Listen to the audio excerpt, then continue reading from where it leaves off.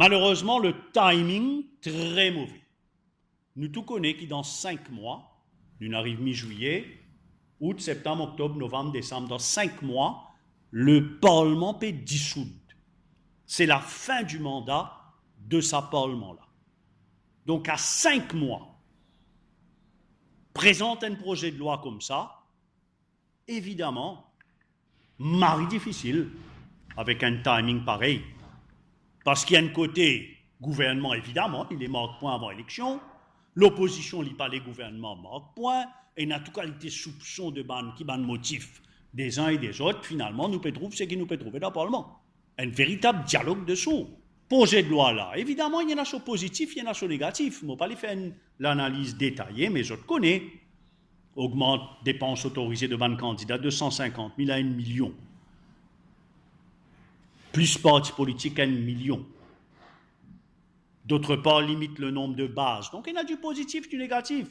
Si nous pas fait un ornier vendredi, nous pouvons gagner droit à une série de discours, à Ivan Kolendavelou pour causer pour la majorité, Reza Outim, Shakil Mohamed pour l'opposition, nous pouvons avoir un très bon discours, chacun pour cause avec sa sincérité, mais pas mettre en question, ni de bonne foi, mais à la fin du jour qui va arriver.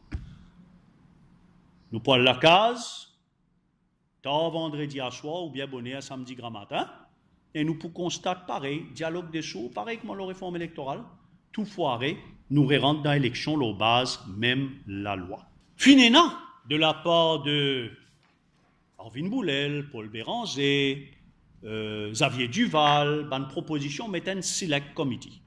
Mais un select committee, nous avons 5 mois, dissolution de l'Assemblée. Combien de temps il peut prendre pour un select committee siéger et travailler? Combien de temps il peut prendre pour lui déboucher une loi, un consensus? Si nous réalisons, c'est pratiquement impossible.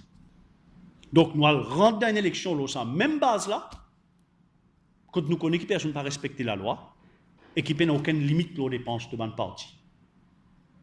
Nous allons rentrer dans une élection, quand poids la monnaie, profondeur poste, poids la monnaie, les PCH séquiers, pour une pervertir l'élection là lui-même et pour une influence d'une façon qui nous pas capable de soupçonner le résultat des élections. Pas correct. Et c'est pour ça que la plateforme militante voulait faire une proposition très simple. Premier d'abord, interdiction, à nous si nous capables, limite les dépenses qu'un candidat et qu'un parti fait normalement dans une élection. Parce qu'il plus dépenses les hautes, plus politiciens, bizarre talamé avec ce qui est dans la monnaie.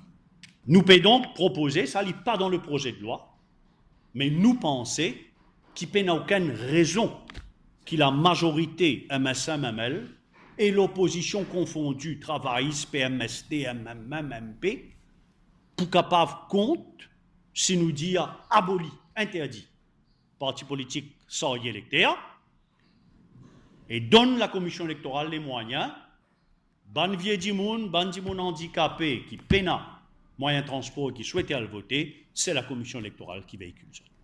Deuxième proposition, c'est répondre à fait qui, dans le projet de loi, limite le nombre de bases. Une seule base par centre de vote avec un quartier général. Si nous faisons ça, les dépenses qui fait leur base, qui est probablement le plus gros élément des dépenses électorales, les divise par 3, par 4, par 5. Interdiction oriflamme et banderole dans un lieu public. Banderole et oriflamme n'a pas voté, mais il y a un gros investissement, supposément pour influence électorale. Interdiction d'avoir recours à des agents électoraux rémunérés. Pays agents, poil d'accounting, poil dans jour élection, poil marqué dans classe. 6e proposition, toujours, il est déjà dans le projet de loi, interdiction de bandon d'une compagnie privée de l'État, d'un corps étatique, d'un ONG financé par l'État, d'un fonds CSR ou d'une organisation religieuse. Mais dans le projet de loi, personne n'a objecté à ça. Et en contrepartie, c'est la 7e proposition, c'est que l'État prend en charge un frais général qui est associé à une élection. Pareil comme aujourd'hui dans Maurice, ban parti politique, ban candidat, pas paye radio, pas paye MBC. Nous peut demander qui pareil, le transport des électeurs qui ne sont pas capables de voter assuré par l'État, qui ban registre électoraux, qui tout candidat, tout parti visant assuré par l'État.